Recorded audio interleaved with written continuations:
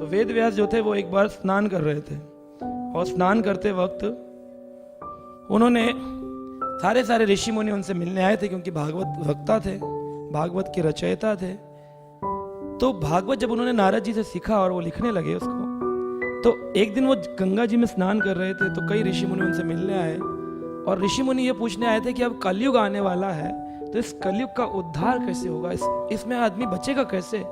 मान लो तूफान आने वाला हो, तो टीवी में पहले से आ जाता है कि तूफान आने वाला है, तूफान आने वाला है, बच जाइए।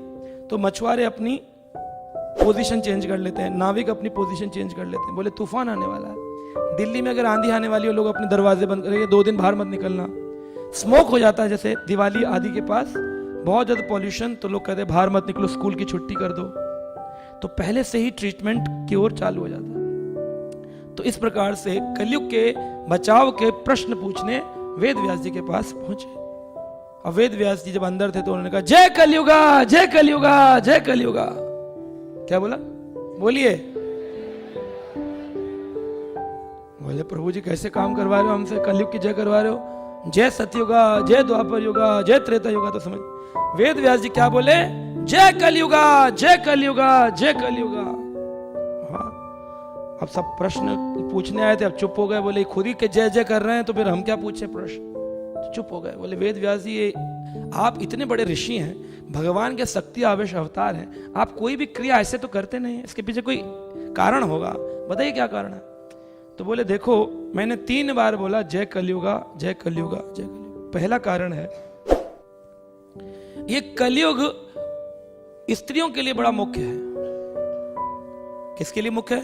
स्त्रियों के लिए बड़ा मुख्य है। उन्होंने कहा यहां पर स्त्री जो होगी वो बड़ी ग्लोरियस होगी, बड़ी महिमा मंडित हो जाएगी स्त्री कलयुग के अंदर। क्यों हो जाएगी? इसलिए नहीं कि वुमेन सोसाइटी बना लेगी, अपना झंडा लेके खड़ी कर देगी, लीडर बन जाएगी, देश की लीडर बन जाएगी, इसलिए नहीं।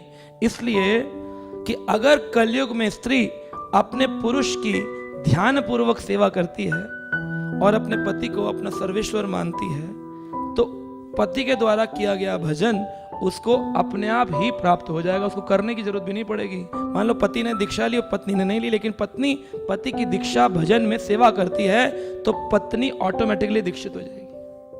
वो भजन करता है, उसको अपने आप भजन का फल मिलेगा।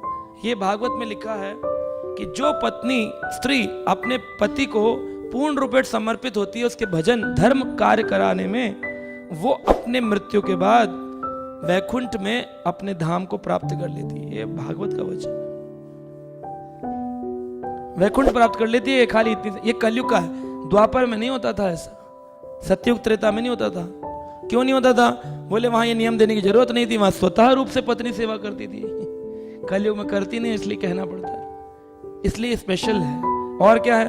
तो वेद व्यास जी कहते हैं दूसरा जय कलयुगा मैंने कहा कि जो भी शिष्य अपने गुरु की निंदा से बच करके अपने गुरु की सेवा कर सकेगा, तो वो शिष्य भले ही भक्ति में निकृष्ट हो, लेकिन गुरु के उत्कृष्ट होने के कारण वो अपने आप ही वैकुंठ को प्राप्त कर लेगा, क्योंकि गुरु जी अच्छे थे।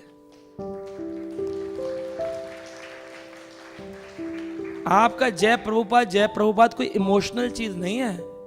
प्रभुपाद के शुद्ध भक्त होने के कारण आप जब जय प्रभुपाद कहेंगे, तो क्योंकि प्रभुपाद जी को कृष्ण ने स्वीकार किया, तो आपको स्वतः रूप से कृष्ण स्वीकार करेंगे। आप कहेंगे इसका कोई उदाहरण दे सकते हैं? जब विभीषण भगवान राम की शरण ग्रहण करने आए, तो उनके पीछे 4 असुर चल रहे थे, जिनके अंदर कोई भक्ति नहीं थी राम की, लेकिन क्योंकि विभीषण को राम ने स्वीकार किया, तो जामवंत दादी ने पूछा इन 4 असुरों का क्या होगा? बोले जब विभीषण को स्वीकार किया है, तो इसका अनुगमन करने वाले इसके अनुगत शिष्यों को भी स्वीकार करना ही पड़ेगा। तो अगर आप प्रभुपाद जी के शास्त्र पढ़ते हैं, प्रभुपाद जी के नियमों को पालन करते हैं, जैसा प्रभुपाद ने बताया दास दास दास अनुदास, इसको पालन करते हैं, तो आप स्वतः ही वैकुंठ को चले आए। भले आपकी भक्ति में कोई कमी भी हो, कोई कमी भी हो, भगवान उसको पूर्ण कर देते हैं। ओम पूर्णम मदम, भगवान पूर्ण है, वो आपको आकर पूर्ण कंप्लीट कर देंगे। जटायु के पास कोई भक्ति नहीं थी, राम ने पूर्ण कर दी, सेवा के भाव से, प्रेम के भाव से। और तीसरा क्या कारण है? बोले मैंने जय कलयुग इसलिए कहा क्योंकि कलयुग इतना इतना सुंदर है। कहते हैं कले दोषे निधे राजन, हे राजन, हे परीक्षित, इस कलयुग में दोषों का समुद्र है, सागर है। जहां देखोगे वहां त्रुटि त्रुटि है, कोई परफेक्ट नहीं मिलेगा। आप सोच रहे हो ना, अरे कोई परफेक्ट डिवोटी मिल जाए, नहीं मिलेगा, नहीं मिलेगा। कले दोषे निधे राजन, यहां पर दोष ही दोष है। दृष्टि दोष की है तो दोष ही दिखेगा। कले दोषे निधे राजन, लेकिन अस्ति एको महान गुणा, एक महान गुण भी है कलयुग में। क्या? कीर्तन्यादेव कृष्णस्य मुक्त संगम परम ब्रजेत, जो व्यक्ति कृष्ण कीर्तन में ध्यान से लग जाएगा उसे मुक्ति प्राप्त हो जाएगी।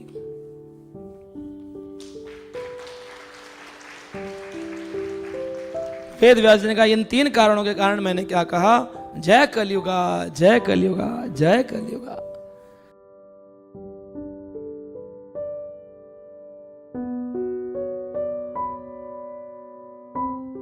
Subscribe now and press the bell icon.